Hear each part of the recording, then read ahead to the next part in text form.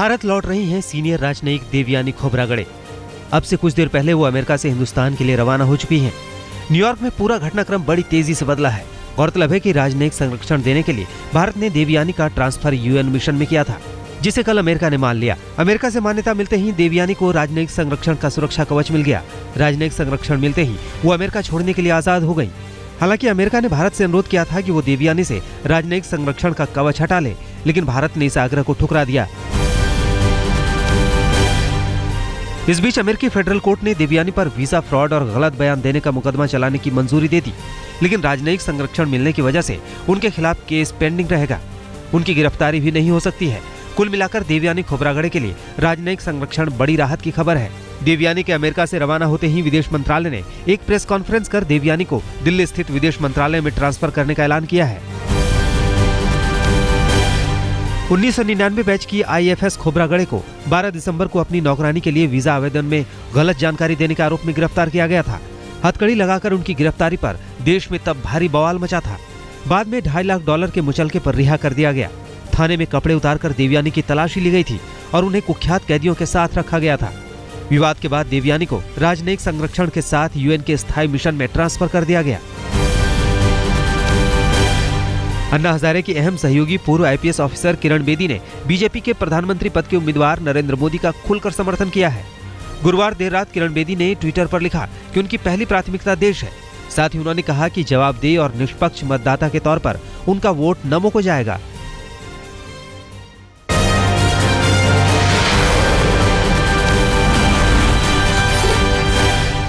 आज से आम आदमी पार्टी का विशेष सदस्यता अभियान शुरू हो रहा है। 26 जनवरी तक चलने वाले इस अभियान का नाम मैं भी आम आदमी दिया गया है।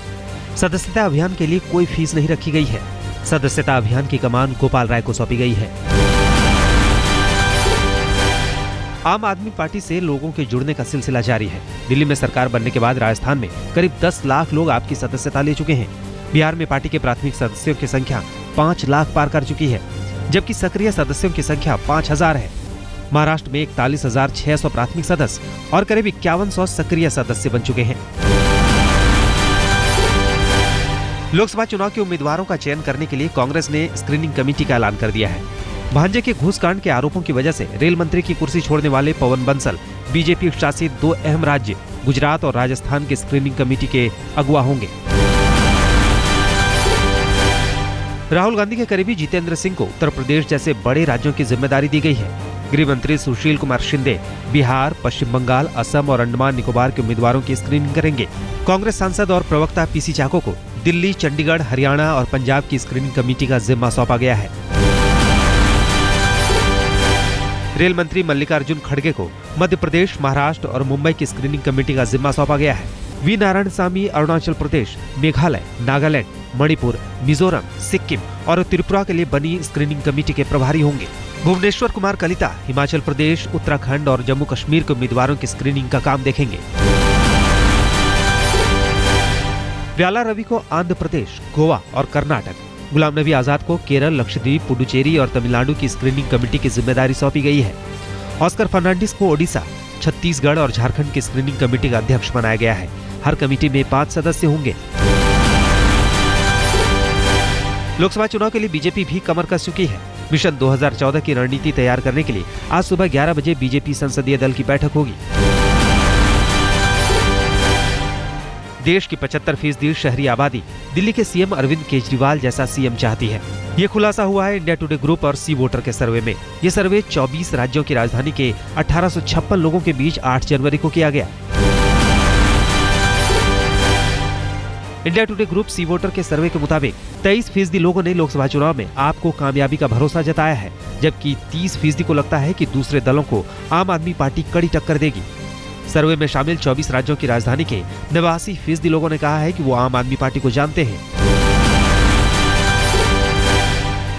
24 राज्यों की राजधानी में हुए इंडिया टुडे ग्रुप सी वोटर सर्वे के मुताबिक 72% लोगों की राय में केजरीवाल की पार्टी वाकई आम आदमी की नुमाइंदगी करती है।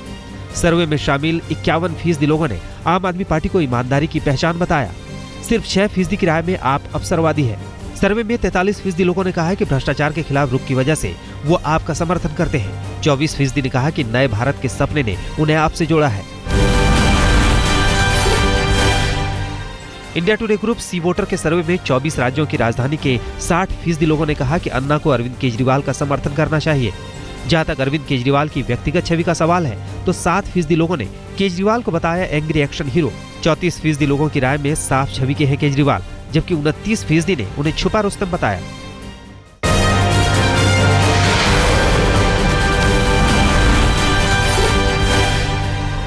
दिल्ली के लोगों की समस्याएं सुनने के लिए केजरीवाल सरकार के मंत्री सचिवालय के सामने सड़क पर कुर्सी लगाकर बैठेंगे। दिल्ली के मुख्यमंत्री अरविंद केजरीवाल ने जनता की समस्याएं सुनने के लिए कल नए उपायों का ऐलान किया।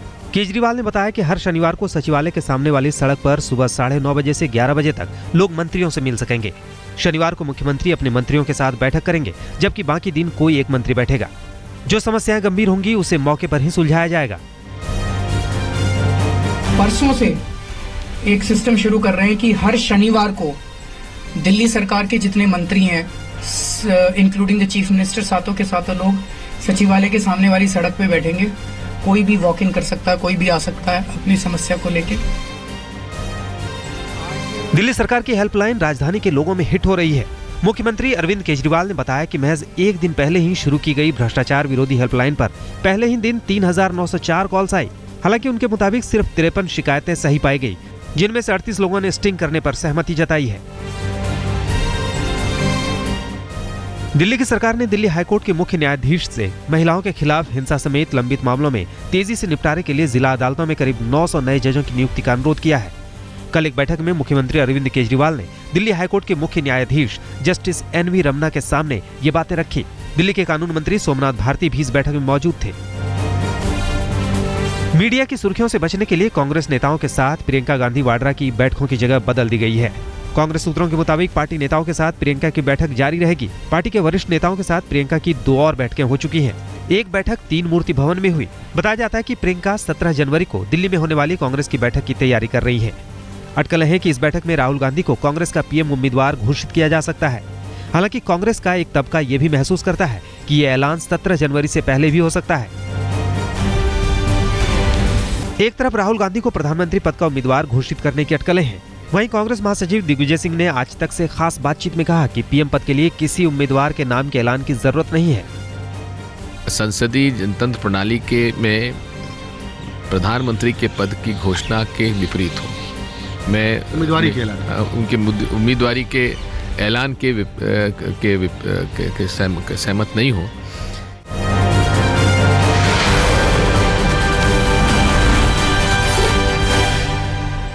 दिल्ली से सटे गाजियाबाद के वसुंधरा में कल आम आदमी पार्टी के नेता कुमार विश्वास ने रैली की। सभा में विश्वास ने ऐलान किया कि वो अमेठी जा रहे हैं और चुनाव के बाद ही गाजियाबाद लौटेंगे। तो जब गैंग ऑफ गाजियाबाद ठेकेदारों दिल्ली को पदस्थ कर सकता है, अपदस्थ कर सकता है, तो अब तो अपने घर की जंग है। उत्तर प्रदेश तो अपना घर है, यहीं पले बड़े, यहीं का दाना पानी खाया है। इस जंग को तो जीत ही लेंगे। RSS ने बीजेपी को नसीहत दी है कि आम आदमी पार्टी को हल्के में ना लें और पार्टी लोकसभा चुनाव में उम्मीदवारों के चयन में सावधानी बरते। RSS ने बीजेपी को कहा है कि विधानसभा चुनाव के नतीजों से ज्यादा खुश होने की जरूरत नहीं है और आपसे सतर्क रहने की जरूरत है। सूत्रों की माने तो RSS ने ये चिंता हैदराबाद में चल रही अपनी बैठक में जाहिर की है। हालांकि बीजेपी ने आधिकारिक तौर पर इस खबर से इनकार किया है। महाराष्ट्र नवनिर्माण सेना के प्रमुख राज ठाकरे ने बीजेपी के PM उम्मीदवार नरेंद्र मोदी पर वार किया है। राज ठाकरे ने कहा है कि बीजेपी ने मोदी को PM पद का उम्मीदवार घोषित किया तो उन्हें CM पद से इस्तीफा दे देना चाहिए था। MNS नेता ने कहा कि मोदी NDA के PM पद के उम्मीदवार हैं, इसलिए अब उन्हें गुजरात छोड़कर देश की बात करनी चाहिए। ये जो बात है, सबसे पहले हमने कही थी, सामना में हमने लिखा था कि नरेंद्र भाई मोदी अब देश के नेता है। राज ठाकरे ने हमेशा शिवसेना की भाषा कही है। मुद्दे वही है, बात भी वही है।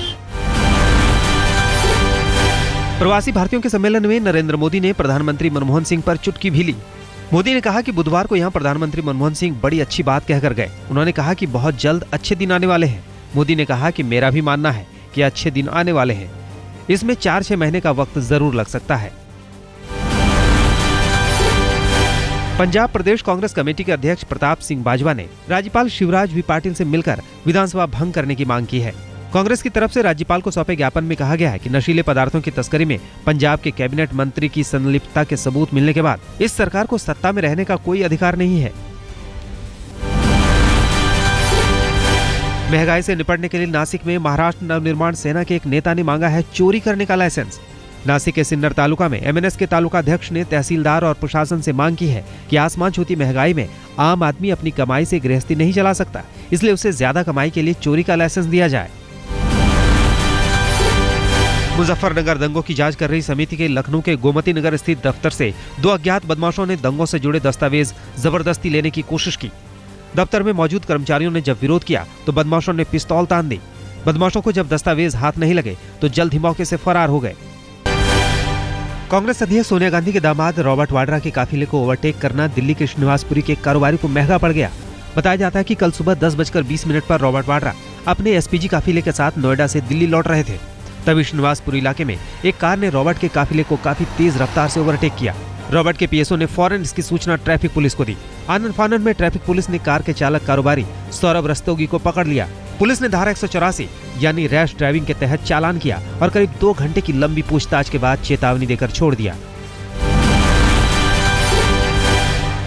नाबालिग से यौन शोषण के आरोपी आसाराम की मुश्किलें बढ़ गई हैं। सूरत की महिला से बलात्कार के मामले में पुलिस ने गांधीनगर के कोर्ट में चार्जशीट पेश कर दी। चार्जशीट में आसाराम को बलात्कार का आरोपी बनाया गया है।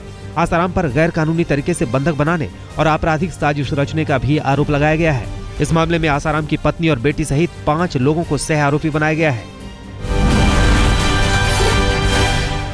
दिल्ली के सीलमपुर इलाके में एक युवती का अपहरण कर 2 दिनों तक रेप करने का मामला सामने आया है।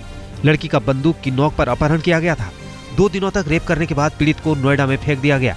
बाद में एक शख्स की मदद से पीड़िता ने अपने घर पर फोन किया और पुलिस में शिकायत दर्ज कराई।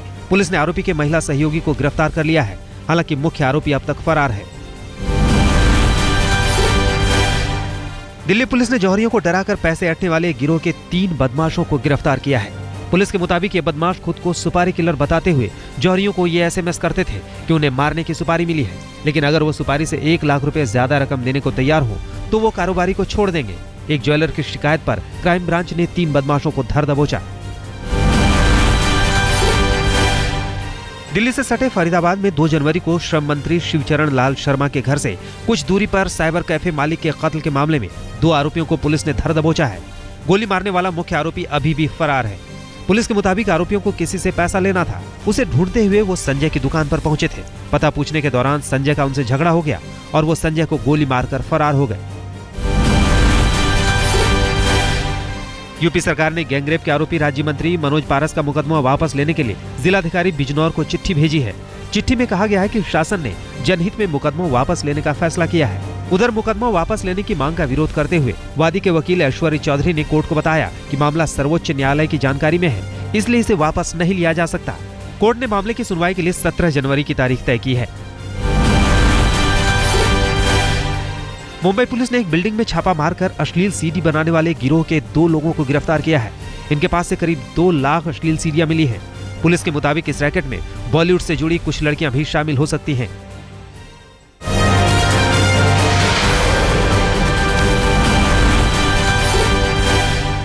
मध्य प्रदेश सरकार ने केंद्र के उस प्रस्ताव को सिरे से खारिज कर दिया है जिसमें मिड डे मील में अंडा देने की बात कही गई थी। शिवराज सरकार ने स्कूलों में मिड डे मील में बच्चों को अंडा नहीं देने का फैसला किया है। सितंबर 2013 में केंद्र ने अपने प्रस्ताव में हफ्ते में 3 दिन अंडा देने का सुझाव दिया था। कांग्रेस का आरोप है कि सरकार मिड डे मील सप्लाई करने वाली लॉबी के दबाव में है।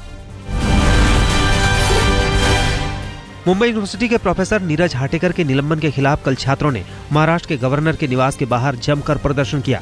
मुंबई विद्यापीठ के अर्थशास्त्र विभाग के प्राचार्य नीरज हाटेकर को बिना किसी जानकारी के कुलगुरु राजन वेलुकर ने अचानक सस्पेंड कर दिया था। इसी से छात्र नाराज हैं। उनके आंदोलन के समर्थन में आम आदमी पार्टी भी कूद पड़ी है। बताया जाता है कि 4 जनवरी को प्राचार्य नीरज हाटेकर को कुलगुरु के खिलाफ बोलने की वजह से और विद्यापीठ की निजी बातें मीडिया से साझा करने की वजह से सस्पेंड कर दिया गया था। कल देर रात मुंबई के चेंबूर इलाके में मौजूद टाटा पावर थर्मल प्लांट में आग लग गई। प्लांट के यूनिट 8 के टर्बन डक्ट में आग लगी थी, जिसे दमकल की 8 गाड़ियों ने 2.5 घंटे की मशक्कत के बाद काबू पाया। कानपुर में अमर सिंह और अमिताभ बच्चन के खिलाफ चल रहा मनी लॉन्ड्रिंग मुकदमा खत्म हो गया है। अदालत ने वादी शिवाकांत त्रिपाठी के नोट प्रेस को मानकर मुकदमे में पुलिस की फाइनल रिपोर्ट मंजूर कर ली। अमर सिंह और अमिताभ बच्चन के खिलाफ 15 अक्टूबर 2009 को कानपुर के बाबूपुरवा थाने में मनी लॉन्ड्रिंग का मुकदमा दर्ज किया गया था। ये मुकदमा शिवाकांत त्रिपाठी ने ही लिखवाया था। मुजफ्फरनगर के दंगा राहत शिविरों में बच्चों की मौत के बावजूद सैफई महोत्सव में नाचने गाने को लेकर सितारों ने सफाई दी है। सैफई में बुधवार की रात हिट फिल्मी गानों पर ठुमके लगाने वाले सलमान खान का कहना है कि वो अपने एनजीओ बीइंग ह्यूमन के जरिए जरूरतमंदों की मदद करते रहे हैं। सैफई महोत्सव में मिले पैसे भी उन्होंने जरूरतमंद बच्चों की मदद के लिए दी है। माधुरी दीक्षित ने भी इसकी तस्दीक की है। माधुरी ने ट्वीट किया है कि फिल्मी कलाकारों की तरफ से बीइंग ह्यूमन ने जवाहरलाल नेहरू मेडिकल कॉलेज को 25 लाख रुपए डोनेट किए हैं। नए साल पर साईं बाबा को बम्पर चढ़ावा चढ़ा है। भक्तों ने 7 दिन में करीब 17 करोड़ लाख रुपए साईं के दरबार में चढ़ाए हैं। 31 दिसंबर और 1 जनवरी को चढ़ावे ने सारे पुराने रिकॉर्ड तोड़ दिए। इन 2 दिनों में साईं को 3 करोड़ 78 लाख का दान मिला। वहीं नए साल के 7 दिनों में लगभग 16 करोड़ 77 लाख का चढ़ावा चढ़ा।